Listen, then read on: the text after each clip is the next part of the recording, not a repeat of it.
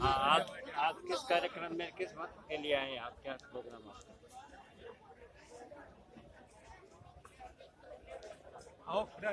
बोलो बोलो। तारानगर के लिए आप तारानगर तहसील का एक शिष्टमंडल आज हमारे एआईसीसी के सचिव और राजस्थान के सह प्रभारी माननीय काजी निजामुद्दीन जी से मिलने के लिए सर्किट हाउस चूरू में आया।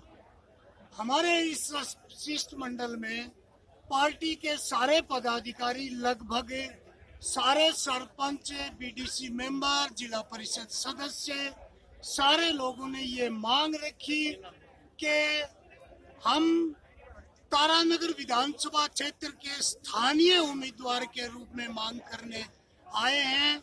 हमने जातिगत समीकरण के लिए 4 नाम भी सुझाए हैं और इसके अलावा भी उनमें राजपूत समुदाय में सुरेंद्र सिंह महंत, ब्राह्मण समुदाय में डॉक्टर महेश शर्मा, मेघवाल समाज में पूर्व प्रधान जय सिंह मेघवाल और जाट समुदाय में नरेश सारंग जेलदार का नाम सर्वसम्मति से इनको सजेस्ट किया है। इसके साथ ही हमने हाईकमान को यह भी निवेदन किया है कि यदि इसके अलावा जिस किसी भी स्थानीय उम्मीदवार को हाईकमान टिकट देने चाहे, हम सर्वसम्मति से तहे दिल से उसके साथ हैं। बस हमारी कर जोड़ प्रार्थना हमने हाईकमान से ये की है कि हमें बार का उम्मीदवार चाहे वो कोई भी हो, हमें स्वीकार्य नहीं है। बुढ़ानिया जी कैसे बिल्कुल है क्या? बुढ़ानिया जी चूंकि हमारी विधानसभा क्षेत्र के उम्मीदवार नहीं है, मैं ये कहना चाहता हूँ कि बुढ़ानिया जी ने सरदार शहर से एमएलए का चुनाव लड़ा, वापस मुड़ के सरदार शहर की तरफ नहीं देखा। कल को तारानगर से नहीं लड़ेंगे तो मुड़ के तारानगर की तरफ नहीं लगेंगे। हमारा टाइम खराब होता है, हमारा एक नेता चला जाता है, हम कार्यकर्ताओं को पग पग पे काम करना पड़ता है। कौन है बाहर का आदमी तो जब मर्जी में आए अपना झोली डंडा समेटा और चला जाएगा। क्या करेंगे स्थानीय लोग? नहीं जी, आप सब सहमत है एक नाम पर? हाँ, हम सब सहमत हैं। और मासिंह जी ने जो निवेदन किया है, ये पूरी तारानगर विधानसभा के जन समुदाय का, हर समुदाय का सर्वहिताय और सर्व सुखाय के हिसाब से निर्णय लिया गया है और तारानगर का पूरा आवाम इससे सहमत है। जो तारानगर में जो काम किए हैं बुढ़ानिया जी ने, उनका क्या? आदरणीय मुख्यमंत्री महोदय का सारा एजेंडा था, उसके तहत काम किया था। बुढ़ानिया जी की अपन यदि बात करें तो मैं समझता हूं कि 40 साल की राजनीति में ये सिर्फ तारानगर में ही काम हुआ है। इतने बड़े नेता थे, चांदी की सड़क बनवा देते तारानगर और चूरू के अंदर। 2 बार 3 बार के एमपी, 2 बार के विधायक, 2 बार के राज्यसभा सांसद, इतने बड़े व्यक्ति, और इनका जो कद जो है उस हिसाब से क्या काम हुआ है 40 साल के अंदर, आप खुद अवलोकन करें। बुढ़ानिया जी की मासिंह जी आप क्यों नहीं ले रहे टिकट? बुढ़ानिया जी की नहीं मांग रहे? जहाँ तक बुढ़ानिया जी के द्वारा विकास करने की बात है, विधायक कोटा है लगभग 5 करोड़ का।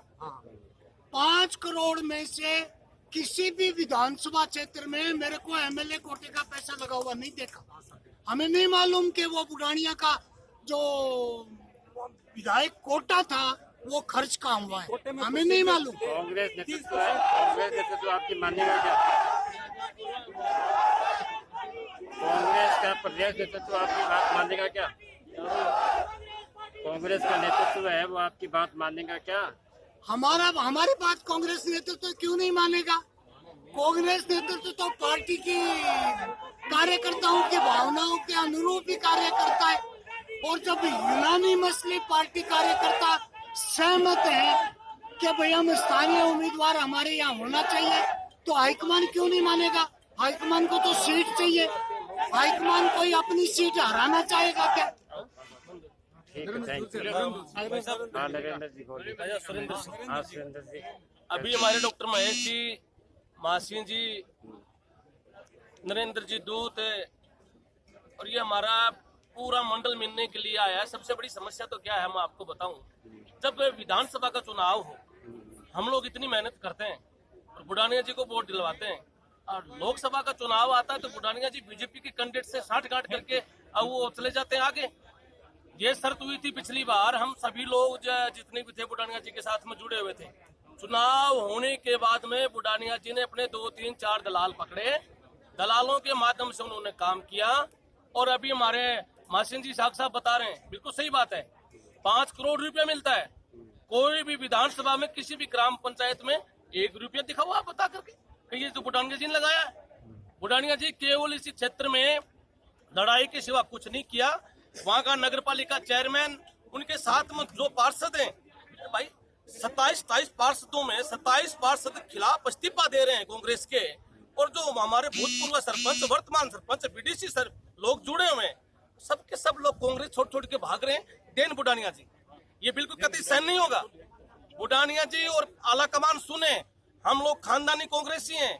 अगर ये खिलवाड़ रहा तो आला कमान सोच समझ करके टिकट दें। पिछली बार तो हमने मान सम्मान किया, मालूम था कि बुडानिया जी 3 बार राज्यसभा रहे, 2 बार लोकसभा रहे, उसके बाद में एमएलए रहे, यहाँ आएंगे तारानगर में कुछ अच्छा काम करेंगे। सेवा लड़ाई का दलालों के अलावा कुछ काम नहीं किया। कतई स्वीकार नहीं है। बुडानिया जी को टिकट मिली तो क्या करेंगे आप? बुडानिया जी को टिकट अगर पार्टी देती है तो पार्टी सोचे ऊपर। अब तो हम तो क्या करें कार्यकर्ता, बुडानिया जी स्वीकार नहीं है। स्थानीय कोई भी हो, किसी को भी दे, बाहर का कैंडिडेट का क्या लेना देना है। अब आज इतने वर्षों से लोग काम कर रहे हैं और चुनाव जीतने के बाद में लोग इधर उधर घूम रहे हैं, भ्रष्टाचार के अलावा कुछ नहीं हुआ। ये हमारा सबका एक ही कहना है कि बुडानिया जी कतई स्वीकार नहीं, बाहर का उम्मीदवार स्वीकार नहीं। तारानगर विधानसभा क्षेत्र का जाया जन्मा कोई भी हो, वो हमें सबको स्वीकार है। क्यों स्वीकार है? कांग्रेस पार्टी जिंदाबाद, हम सब एक है। हाँ नरेंद्र जी, आपका क्या कहना है, किसको टिकट? देखिए, आज हाईकमान को ये मैसेज, ये संदेश देने आए हैं कि तारानगर में वर्तमान विधायक से बड़ी नाराजगी है आमजन में, कार्यकर्ताओं में, पार्टी नेता में। और आज जो यहाँ मिलने आए हैं एआईसीसी सचिव और सह प्रभारी राजस्थान से, उनमें सभी पार्टी कार्यकर्ता हैं, वरिष्ठ नेता हैं, कार्यकर्ता हैं, और आम कार्यकर्ता जो बूथ पे लड़ाई लड़ते हैं, वो सारे लोग आज यहाँ आए हैं। और हाईकमान को ये मैसेज देने आए हैं, ये संदेश देने आए हैं कि हमें वर्तमान विधायक नरेंद्र बुडानिया और कोई भी भारी व्यक्ति स्वीकार्य नहीं है, सिर्फ स्थानीय आदमी। हमने हालांकि सुझाने के लिए 4 नाम सुझाए भी हैं, लेकिन हमारी तरफ से ये भी हमने ये पार्टी के लिए ये बंदिशें नहीं है कि वो किसी अन्य पे विचार ही ना करे। किसी पे भी स्थानीय आदमी कोई भी हो, हमारे लिए सब स्वीकार्य है, लेकिन बाहरी आदमी और वर्तमान विधायक नरेंद्र बुडानिया किसी भी सूरत में स्वीकार्य नहीं है। नरेंद्र बुडानिया ने पार्टी को बहुत नुकसान किया है, बहुत कमजोर किया है। पिछले 4.5 साल हो गए, 4.5 साल में एक पार्टी की बैठक नहीं हुई है तारानगर विधानसभा में, एक पार्टी की बैठक जहां पार्टी कार्यकर्ता किसी प्लेटफॉर्म पे अपनी जायज बात रख सके, अपनी मांग रख सके। और पूर्णतया एक नया सिस्टम तैयार कर रखा है बुडानिया जी ने, जहां पे अभी पिछले आज से एक माह पहले सावा में एक मीटिंग करने का प्रयास किया गया, जिसमें घोषित भारतीय जनता पार्टी के नेता से मीटिंग करवाई गई, जिसमें न तो भारतीय जनता पार्टी के लोग आए और ना ही कांग्रेस के लोग आए। भारतीय जनता पार्टी वाले इसलिए नहीं आए कि कांग्रेस का नेता आ रहा है, और कांग्रेस के कार्यकर्ता इसलिए नहीं आए कि जब पार्टी का आयोजन है वो भारतीय जनता पार्टी का नेता करवा रहा है। इसलिए पूरे विधानसभा में यही हालात हैं।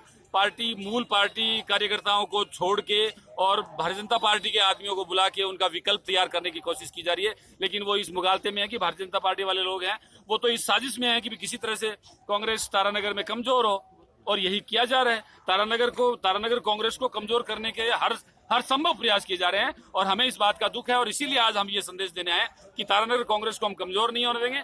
तारानगर कांग्रेस से हम बुडानिया जी को अस्वीकार करते हैं, किसी बाहरी को अस्वीकार करते हैं, स्थानीय आदमी के साथ हैं। स्थानीय आदमी को पार्टी प्रत्याशी बनाए, स्थानीय आदमी को हम पार्टी के जिताकर भेजेंगे। Thank you. और तारानगर, हाँ नरेश जी, मैं नरेश सहारनपुर, पूर्व जिला परिषद सदस्य तारानगर।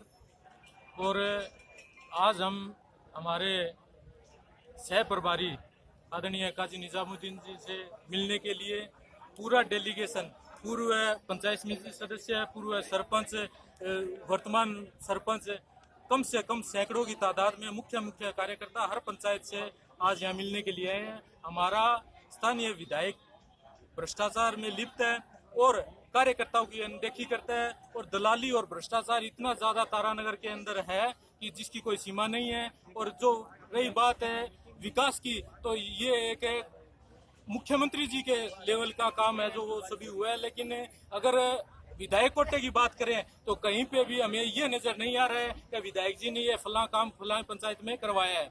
इसलिए हम सारे लोग इकट्ठा होकर स्थानीय के मुद्दे पर एकजुट हैं। और अगर किसी बाहरी व्यक्ति को अगर कोई बाहरी व्यक्ति टिकट ले गया है तो भी मुंह के खानी पड़ी है। अगर आगे भी अगर बुढ़ानिया जी आएंगे तो हम पुरजोर निश्चित तौर पर बुढ़ानिया जी का बाहरी व्यक्ति होने के नाते से विरोध करेंगे। और स्थानीय अगर जातिगत समीकरण के आधार पर हमने जो नाम सुझाए हैं, अगर पार्टी इन पर विचार करती है तो सहमत है। अगर स्थानीय किसी दूसरे व्यक्ति को अगर पार्टी टिकट देती है तो स्थानीय के साथ हम जी और जान से हैं, इसको हम कतई बर्दाश्त नहीं करेंगे। ये हमारा खुल्लम खुल्ला आपके मीडिया के माध्यम से और प्रभारी मोदी को भी हमने हमारी भावनाओं से अवगत करवा दिए और आप भी हमारी भावनाओं से मीडिया के माध्यम से आगे अवगत करवाओ। Thank you.